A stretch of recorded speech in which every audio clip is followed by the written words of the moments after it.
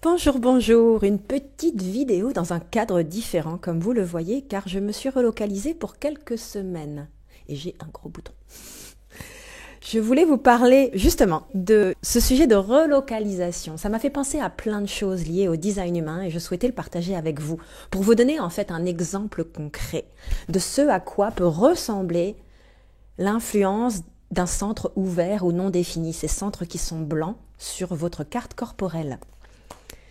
J'ai remarqué il y a plusieurs années, pendant quelques années de vie que j'ai vécu de manière nomade, je n'avais plus d'adresse à mon nom, j'ai vécu entre Bali et Barcelone et j'ai eu des moments de flottement entre deux camps de base, dirons-nous. J'ai également eu plusieurs appartements à Bali, plusieurs appartements à Barcelone.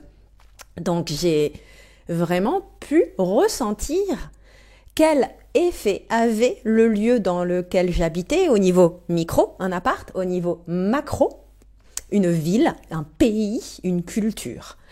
Dans ces années-là, je connaissais déjà le design humain, mais j'étais vraiment au stade, ok, c'est quoi d'être projecteur? Qu'est-ce que c'est d'être reconnu? Qu'est-ce que c'est d'être invité? Et j'allais un petit peu regarder du côté du profil.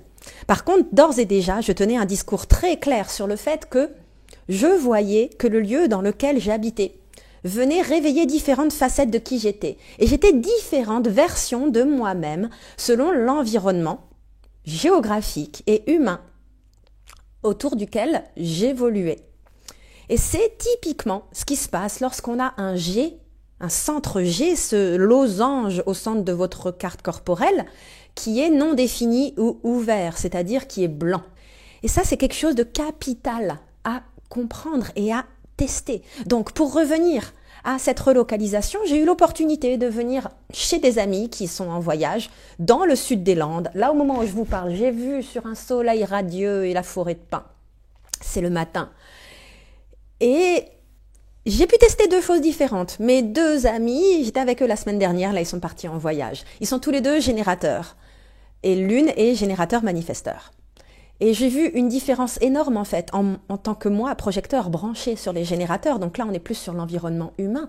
Mais je vois également comment le lieu me met dans une nouvelle dynamique, me permet de laisser décanter certaines choses, d'avoir de la clarté sur certaines choses. Je connais les Landes, je sais que l'énergie est apaisante, contrairement au Pays Basque, un peu plus au sud, où là, ça remue pas mal. Donc, expérimentation, car le design humain est une expérimentation sur le lieu et sur les personnes. Là, ça y est, mes amis sont partis en vacances, les chanceux, ils sont au Costa Rica, et je me retrouve dans la maison seule. Bon, il y a des chats, des lapins et des poules. Et donc, une nouvelle expérimentation commence. C'est elle de se dire, ok, une fois que je suis débranchée de ces deux générateurs, comment ça se passe dans ce lieu-là? À quoi va ressembler ma semaine ou les 2 semaines à venir, que je ne sais pas encore combien de temps je reste.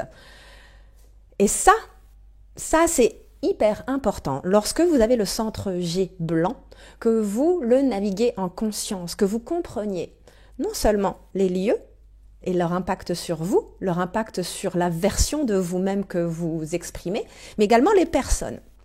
Et ce matin, je tirais un peu la ficelle là-dessus. J'avais déjà prévu de vous faire cette vidéo.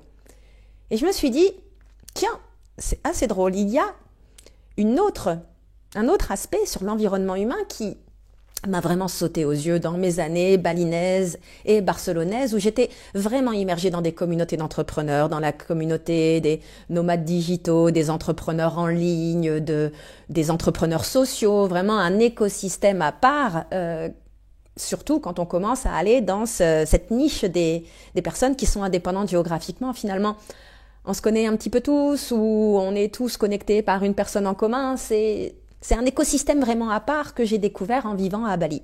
Bref, pourquoi je vous raconte ça? Car dans mes années balinaises en particulier, on n'arrêtait pas de me répéter une citation de Jim Rohn.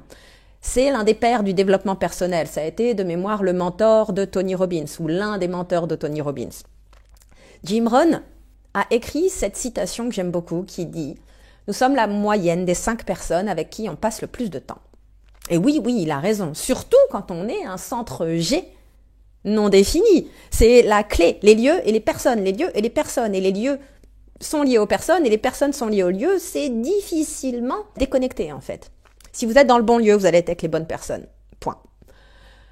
Donc du moins, c'est ce qui est dit sur le centre G non défini et l'importance du lieu. Donc je reviens à Jim Rohn. Et donc là, je me disais ce matin, Tiens, on va regarder sa carte corporelle. J'ai pas réussi à trouver son heure de naissance, mais j'ai trouvé son jour et son lieu de naissance.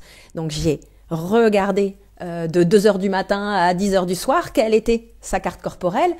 Et la seule information qui m'intéressait, c'était le centre G. Et il s'avère que, quel que soit le moment de la journée, Jim Rohn était un centre G non défini. Jim Rohn, c'était vraiment l'un des grands pontes de la première génération de développement personnel.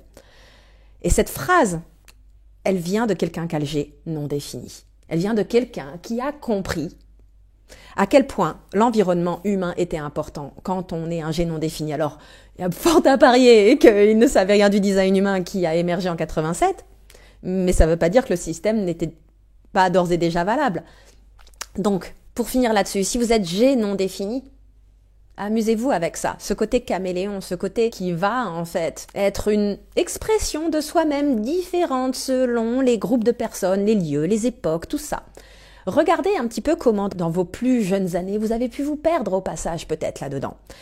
Et comment en fait, en gagnant en sagesse, en vieillissant, vous avez développé cette incroyable flexibilité, ce côté caméléon mais très sain, de jouer en fait avec différentes facettes de qui vous êtes. Ça ne veut pas dire que vous n'avez pas de personnalité, vous n'avez pas de noyau.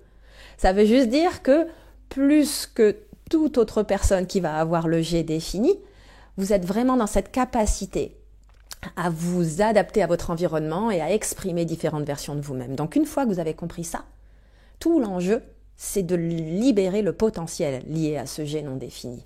Le G non défini a également des compulsions et des errances. Qui suis-je? Où vais-je? Dans quelle étagère? C'est une véritable souffrance par moment de ne pas avoir l'impression d'avoir une direction claire, de ne pas avoir cette sensation d'identité profonde avec toute cette flexibilité, même si elle est bien maniée, on peut s'y perdre au passage, de dire ok, où elle est l'essence? La bonne nouvelle, c'est que l'essence, elle se trouve, et d'ailleurs, je le travaille beaucoup là-dessus avec mes clients, qu'ils soient G définis ou non définis, car il y a beaucoup de G non définis qui sont un peu perdus aussi, qui ont recouvert avec des conditionnements, des croyances, ce noyau en eux. On a tous un noyau autour duquel tout vient s'articuler.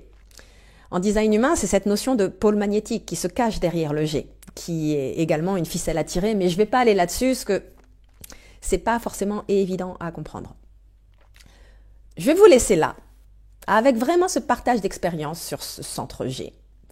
Et je vais vous laisser, partager dans les commentaires si vous avez déjà remarqué ça.